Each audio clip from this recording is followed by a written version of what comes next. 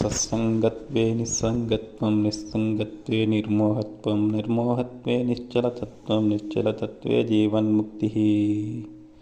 భజ గోవిందం భజ గోవిందం, గోవిందం భజ మూఢమతే. సంగము వలన నిస్సంగం ఏర్పడుతుంది, అంటే సంగరాహిత్యం ఏర్పడుతుంది. నిస్సంగం వలన దేనియందు వ్యామోహం కలగకుండా ఉంటుంది. వ్యామోహం లేని మనస్సు నిశ్చలంగా ప్రశాంతంగా ఉంటుంది. ఇలాంటి నిశ్చల తత్వమే సత్యశోధనకు అనువైన స్థితి అయి జీవన్ముక్తిని సాధిస్తుంది. నిస్సంగం అనగా దేనియందు ఏ విధమైన అనురక్తి లేకుండడం. సంగమం లేదా సంగము వస్తువుల యందు, వ్యక్తుల యందు, విషయాలందు ఏర్పడుతుంది. సంగము సంకెళ్ళ వలె మానవుని బంధించి వేస్తుంది. ప్రాపంచిక విషయాల్లో, లౌకిక వ్యాపారాల్లో.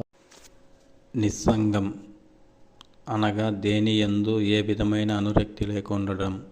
సంగము వస్తువుల యందు, వ్యక్తుల యందు, విషయాలందు ఏర్పడుతుంది. సంగము సంకెళ్ళ వలె మానవుని బంధించి వేస్తుంది. ప్రాపంచిక విషయాల్లో, లౌకిక వ్యాపారాల్లో తగులుకుంటున్న కొద్దీ ఈ బంధనాలు మరింత దృఢమైపోతాయి.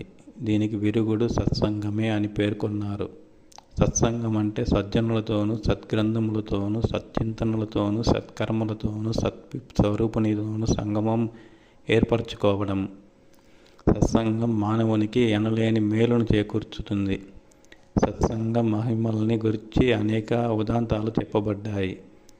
సత్సంగమే జీవన్ముక్తికి ప్రధాన సోపానంగా ఈ శ్లోకంలో చెప్పారు. సత్సంగము వలన మనుజుడు తన గమ్యమేమిటో, ఏది సత్యమో, ఏది నిత్యమో, దేనిని పొందాలో, దేనిని త్యజించాలో అనేక విషయాల్లో విచక్షణా జ్ఞానాన్ని పొంది పెంపొందించుకోగలడు. సత్పురుషుల నుండి, సద్గ్రంథాల నుండి ఆధ్యాత్మిక సత్యాలను, సాధనా సూత్రాలను తెలుసుకోగలడు.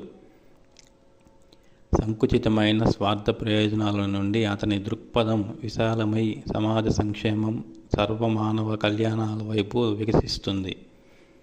నేను, నాది అనే ఆలోచనలు తగ్గుతున్న కొద్దీ అతను ఎదుగుతుంటాడు. దేని యందు అతనికి సంగము ఏర్పడదు. వస్తువుల యందు, విషయాల యందు, వ్యక్తుల యందు అతనికి ఎలాంటి వ్యామోహము పుట్టదు. సంగము, వ్యామోహము లేని వ్యక్తికి ఆశ, నిరాశలు, మానావమానాలు, రాగద్వేషాలు అంటవు. ద్వంద్వాలకు అతీతమైన మనస్సు నిశ్చలమవుతుంది. నిత్యము ప్రశాంతమవుతుంది. చిత్తశుద్ధి కలుగుతుంది. శుద్ధ చిత్తమే ఆత్మదర్శనానికి అనువైన క్షేత్రం. పరిశుద్ధ హృదయ మందిరమే పరమాత్ముడు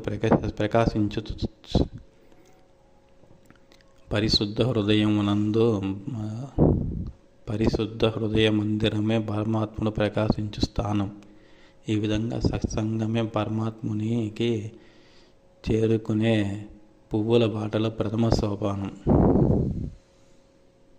గృహస్థులు సంసార బాధ్యతల నుండి పారిపోయి సన్యసించమని గురువులు చెప్పలేదు సరికదా. అన్ని బాధ్యతల్ని సక్రమంగా నిర్వహించి దేని యందు తగులుకొనక అనిత్యమైన వస్తు, విషయ, వ్యక్తులకు ఎంత విలువనివ్వాలో అంతే ఇస్తూ సత్సంగాల్లో పాల్గొని నిశ్చలతత్వాన్ని, జీవన్ముక్తిని సాధించాలి అన్నారు.